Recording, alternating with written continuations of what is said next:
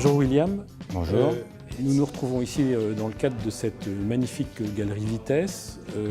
On se connaît depuis longtemps, tu es journaliste automobile et je t'ai proposé cette rencontre pour qu'on évoque la mémoire de JDM. Tu as même édité une partie ou réédité une partie des travaux qu'il avait réalisés à partir des années 50. Juste rapidement, qui était JDM et en quoi est-ce qu'il était important dans ce paysage de la bande dessinée franco-belge? Eh bien, JDM, donc, son pseudonyme d'artiste, son nom étant Jean de Messmaker, est arrivé très jeune chez Dupuis pour travailler en tant qu'assistant de Franquin. C'était donc dans les années 50, en 1956 très exactement. Il avait commencé par une publication qui s'appelait Heroic Album, dans laquelle il signait les aventures d'un détective nommé Ginger. Et en arrivant chez Dupuis, il a tout de suite été mis dans les bras de Franquin, qui l'a pris en assistant, en premier assistant, puisqu'il en avait vraiment beaucoup besoin. Il avait beaucoup de choses à dessiner, et donc JDM a repris dès 1957 la chronique de Starter, donc la chronique automobile, les essais de Starter, au dessin, d'abord au dessin, puis plus tard il reprendra à la fois les textes et les dessins. Alors ça, les chroniques de Starter, donc c'était une rubrique journalistique, si on veut, hein, mais dans laquelle la bande dessinée jouait un rôle prépondérant. Et puis on s'adressait à un public d'enfants, ou en tout cas familial. Absolument, c'était en fait de vrais essais, de vraies présentations des nouveautés automobiles, parfois de choses un petit peu plus rares, un peu plus marginales, des constructeurs beaucoup moins connus, de voitures plus artisanales, ou de voitures de course également. Au départ, c'était donc écrit par un journaliste qui s'appelait Jacques Vauters. Il y avait très peu d'illustrations. Dupuis a ensuite voulu qu'il y ait de l'illustration, a demandé à Franquin de créer un petit personnage. C'était avec l'arrivée de la couleur dans l'hebdomadaire en 1956. Donc Franquin a créé le petit personnage de Starter, a dessiné les voitures, mais comme il avait plein d'autres choses à faire, il a confié la rubrique donc à JDM à partir de 1957, qui s'est approprié le personnage et qui a dessiné les voitures, qui faisait les essais, qui effectuait les essais avec Vauters, et ensuite les a fait lui-même quand Vauters a passé la main un petit peu plus tard. Qu'est-ce qui fait la particularité de l'apport de JDM au traitement de ce thème automobile, hein, dont c'est la spécialité, qui évolue dans ce monde-là depuis très longtemps? Qu'est-ce qui caractérise son apport à lui et son style à lui? Son style, on est dans le plus pur style de la BD franco-belge, hein, ça c'est certain. Il est un disciple de Franquin, il avait aussi son propre style, mais il a été dans ce moule, dans cette école, avec cette production intensive que demandait l'hebdomadaire. Il a su vraiment donner vie aux voitures. En fait, je pense que c'est son principal apport, c'est d'avoir su vraiment traduire le mouvement, mais traduire aussi l'ambiance, les paysages, les personnages, cette espèce de joie de vivre qu'il y avait à l'époque, notamment pendant les années 60, où l'automobile représentait un outil de liberté, d'émancipation, et qui était quelque chose dont toute la famille s'occupait. Oui, l'impression que ça donne, hein, quand on relit ces chroniques, c'est l'automobile heureuse. Oui, absolument. Je pense que ça correspond vraiment à cette époque et à une époque aussi où il y avait une grande diversité au niveau des voitures, de leur design, de leur architecture mécanique. Donc il y avait vraiment il y avait de vrais choix à faire à ce moment-là. Beaucoup plus qu'aujourd'hui, on est plus dans des questions d'équipement, d'options, est-ce que la voiture est connectée, est-ce qu'elle a le Bluetooth, etc. À l'époque, on savait quel était le moteur sous le capot, on savait quelles étaient les performances, si le moteur était à l'avant ou à l'arrière. Il y avait une vraie culture de l'automobile qui, je pense, aujourd'hui, en tout cas, a évolué vers autre chose de complètement différent. Tu as évoqué tout à l'heure cette publication qui s'appelait Les Chroniques de Starter dans Spirou. Ce qui est intéressant, c'est que finalement, ça ne s'est pas limité aux années 50 et 60, ça a perduré dans le temps. Et aujourd'hui encore, il y a des livres qui paraissent, qui reprennent l'ensemble de ces chroniques. Absolument. Donc, la chronique est allée jusqu'au milieu des années 70, de manière régulière et parfois un petit peu moins régulière sur la fin dans Spirou. Ensuite, il y a eu un passage à vide, il est vrai. Il y a eu une deuxième période des chroniques, puisque l'Autojournal, le magazine français, lui a demandé d'illustrer des chroniques, mais donc dessinées à la fin des années 90, début 2000. Et au milieu des années 90, début 90, il y a eu réédition des chroniques, effectivement, aux éditions La Sirène. Donc 60 voitures des années 60, le premier, plus 60 sportives des années 60 ensuite, des 60 sportives de Starter, plus exactement.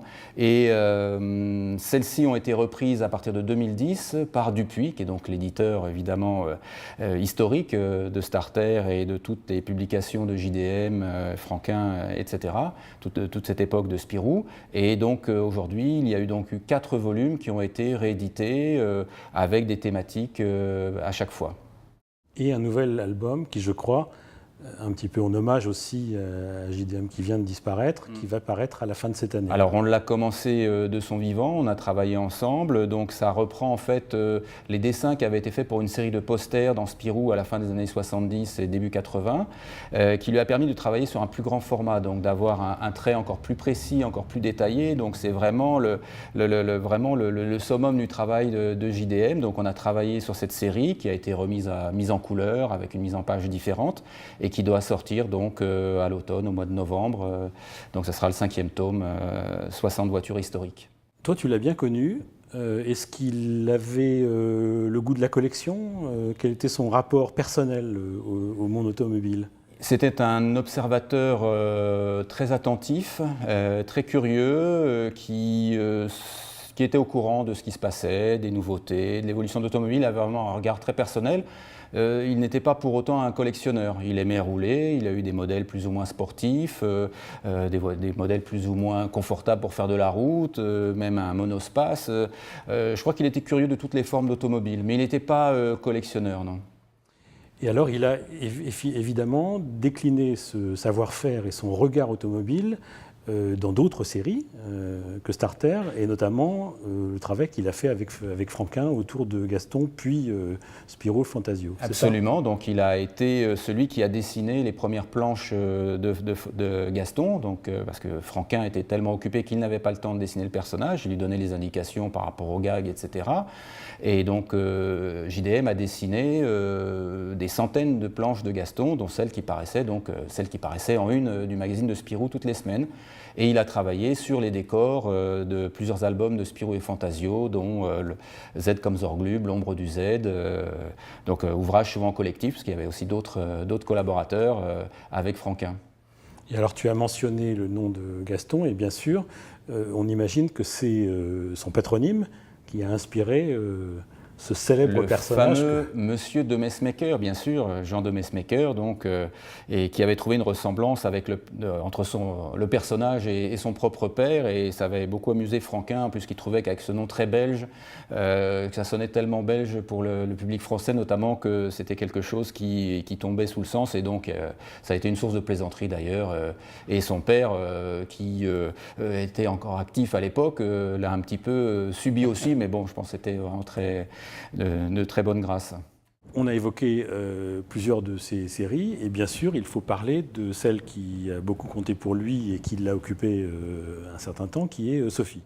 Absolument, et Sophie d'ailleurs est née dans un album de Starter, parce qu'il y a eu 3 albums de Starter. Le premier c'est Starter contre les casseurs, et ensuite dans un 3e album qui s'appelle L'œuf de Karamazov apparaissait Sophie, donc une jeune fille un peu expiègle, avec son papa qui était un inventeur un peu génial, qui travaillait sur une voiture volante, donc qui apparaissait donc dans cet album. Et ensuite Sophie a pris le pas, parce qu'il n'y avait pas vraiment la place pour une série régulière avec Starter, et donc Sophie a pris le pas. Donc le premier album a été édité en 68, et ensuite il y a une vingtaine d'albums avec cette petite héroïne qui elle-même a ouvert la voie à d'autres comme Natacha ou Yoko Tsuno dans les pages de Spirou. Est-ce que tu dirais que le monde qu'a dessiné JDM est un peu révolu aujourd'hui, ou finalement il a toujours une actualité ? Il y a une partie révolue. On parlait du rêve des années 60, ça correspond vraiment à une période très optimiste, de croissance, où les gens achetaient des autos, où l'auto était un outil d'émancipation et de liberté, donc c'est les 30 glorieuses. C'est vrai que JDM lui-même a très bien senti le moment où le vent a tourné pour l'automobile, au milieu des années 70, les chocs pétroliers, les limitations de vitesse. D'un seul coup, la voiture a été moins bien considérée, on a parlé de pollution, etc. Enfin, les aspects négatifs ont pris le pas. Donc je sais qu'il en a été assez attristé, et Sophie est dans cet esprit des BD des années 60, 70, c'est l'école Spirou, c'est joyeux, c'est du bonheur, quoi. Est-ce que tu dirais que JDM a des héritiers aujourd'hui ? Je pense que tous les gens qui aiment l'automobile ont une petite part d'héritage. C'est un peu une Madeleine de Proust. Tout le monde a lu les chroniques de Starter. Je pense que ça a même suscité bon nombre de passions. Il suffit de parler de ça avec les gens qui roulent dans des voitures anciennes ou dans des courses historiques aujourd'hui. Tout le monde en parlera. Il y a Michel Vaillant et il y a Starter. C'est les deux références absolues.